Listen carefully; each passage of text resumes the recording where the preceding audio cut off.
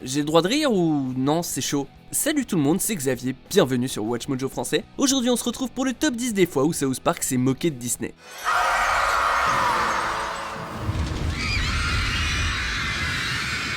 Pour cette liste, on va passer en revue les moments les plus choquants, hilarants et polémiques où South Park s'est fait un plaisir de s'en prendre aux géants du divertissement, Disney. Il ne s'agit pas dans cette liste uniquement de vannes faites à la maison de Mickey, mais aussi à ses nombreuses propriétés d'High School Musical au MCU. Look, honey, it's Iron Man, Captain America, Thor, and Bruce Vilanch. I'm not Bruce Vilanch! Numéro 10, l'addiction au streaming. Quand Disney Plus a été annoncé, tout le monde a perdu la tête, dont Scott Malkinson de South Park. I love you so much, Dad. Please, can we get Disney Plus?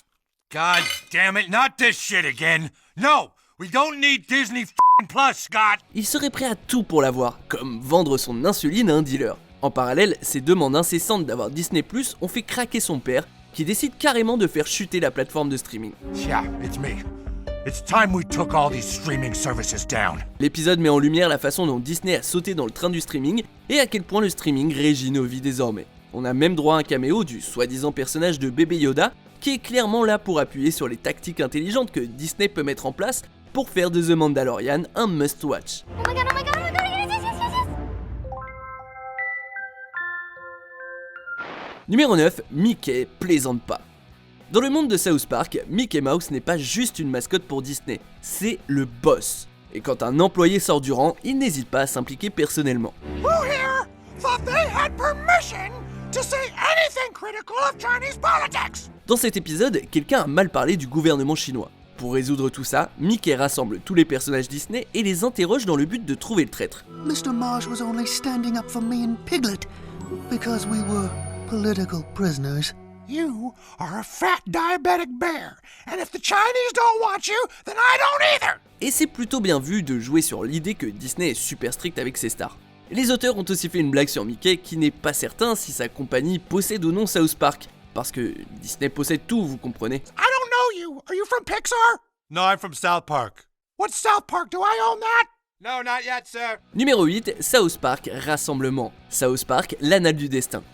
Cette entrée n'est pas un épisode, mais bien un jeu vidéo entier. Sorti en 2017, ce RPG South Park s'amuse du format de groupe de super-héros dans la veine des Avengers. Avec à l'affiche des personnages cultes de la série, dont le professeur Chaos, le Coon, le Moustique ou l'Homme Cerf-Volant, tout est absolument ridicule, inapproprié et brillant. If we want to make billions of dollars, then I think we should start with the Tupperware movie.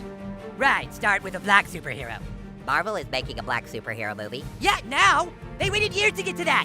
We follow their plan. We do all the real people first and we sneak the black guy in phase 3. Jouant sur la popularité des films de super-héros et par là même se moquant d'eux d'une manière dont South Park a le secret, le jeu fait de grosses refs au genre des films de super-héros. I thought Civil War wasn't supposed to happen until phase 3. Shut up, Super Craig. D'ailleurs, la bande-son du jeu s'inspire très directement du film Avengers de 2012, parmi d'autres films de super-héros emblématiques.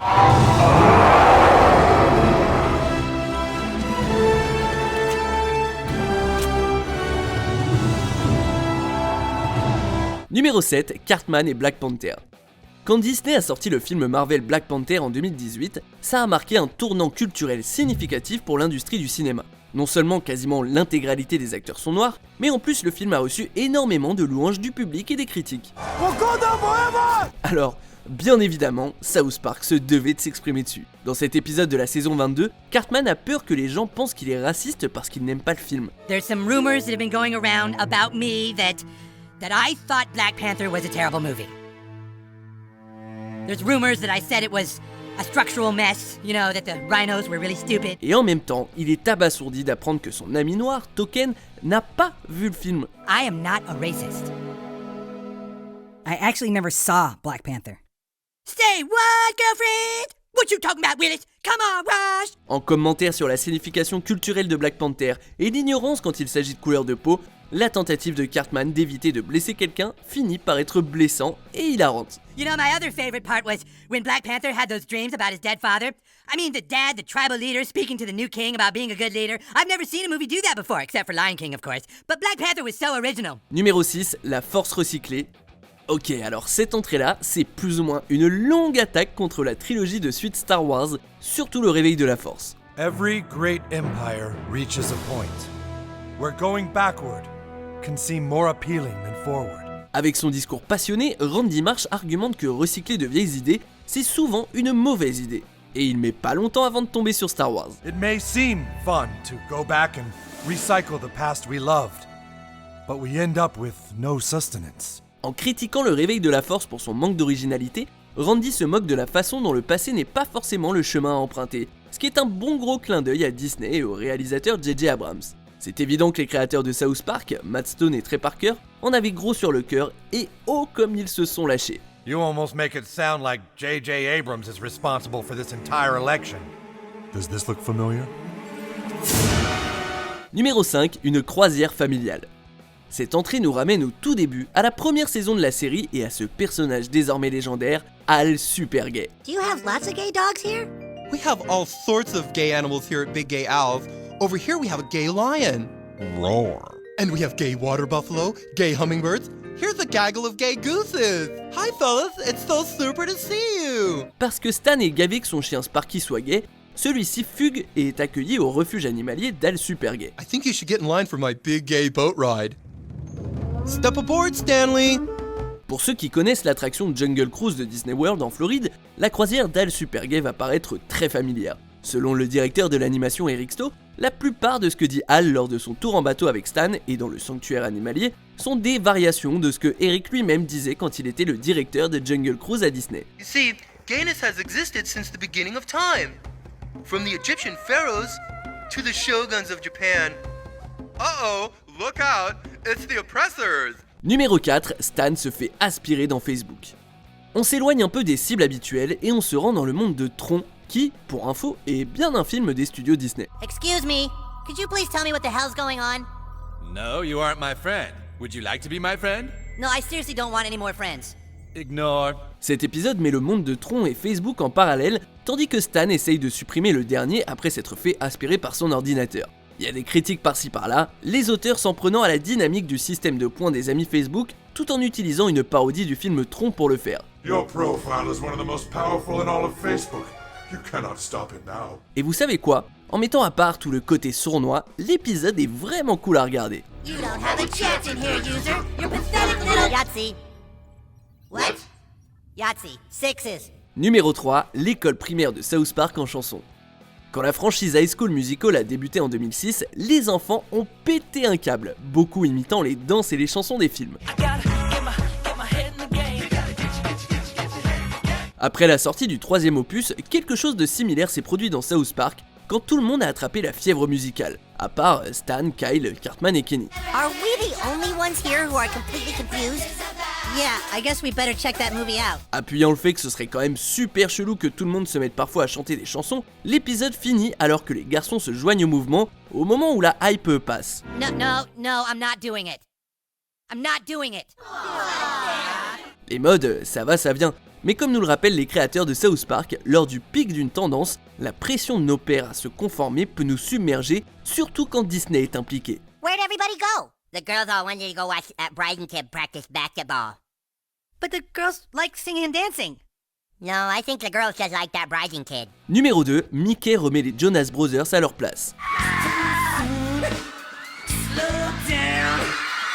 De retour avec Mickey Mouse pour cette entrée et sa manière totalitaire de gérer Disney, enfin dans le monde de South Park en tout cas. Rappelant l'époque où les Jonas Brothers portaient une bague de chasteté, l'épisode suggère que Mickey Mouse les a obligés à les porter dans un plan sournois de vendre du sexe à un jeune public. You have to wear the purity rings because that's how we can sell sex to little girls.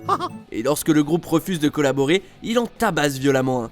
J'ai déjà mentionné le goût prononcé de South Park pour jouer sur l'apparente sévérité de Disney et son traitement des stars, mais cette scène est particulièrement percutante. Et bon sang, ce rire que Mickey continue d'avoir. Contrairement aux Simpsons et aux Griffins, South Park n'est pas détenu par Disney. Alors il n'y a pas de raison que leur ton moqueur envers Disney ne s'endurcisse à l'avenir. D'ailleurs, notre premier choix est récent, il date de 2019, faut croire qu'ils sont déjà plus virulents. Bon, passons en revue quelques mentions honorables et découvrons le numéro 1 des fois où South Park s'est moqué de Disney. Ah, Miss Struthers. Chaka solo dabi, Simon no Chewbacca da kaminbi. Yeah, he looks totally fine, except that when we walk up to a house, people are gonna be like, oh wow, it's the Avengers, and some Captain FaceTime skateboard guy. This is exactly what Adele is talking about. Our culture celebrates anorexia and tries to make us ashamed if we don't have slim stomachs and perky little tits like Kyle. The reason this country works is because people go out and vote. Every vote counts, and you Cut the need... crap, Mouse. You only care about the election results because Romney would have been tougher on the Chinese. On arrive presque à la fin. Nous publions de nouvelles vidéos chaque jour, alors abonnez-vous et activez la petite cloche et les notifications sur téléphone pour ne rien rater. Numéro 1, Randy Marsh affronte Winnie l'ourson. Quoi, vous pensiez que j'en avais fini avec l'impitoyable Mickey Mouse? Oh que non! Quand Mickey accuse Winnie l'ourson de mettre en péril un deal avec la Chine, c'est Randy qui doit la battre. La scène brutale montre Randy attirer Winnie avec du miel pour pouvoir l'étrangler. Oh, what delicious honey. Encore une fois, c'est un autre moment qui cible jusqu'où Disney est prêt à aller pour le bon fonctionnement de son business. Mais pourquoi Winnie? South Park n'a jamais eu peur des images choquantes, mais là ils se sont surpassés quand même. Vous êtes d'accord avec notre sélection? Dites-le moi en commentaire et checkez cette autre super vidéo de Watch Mojo français.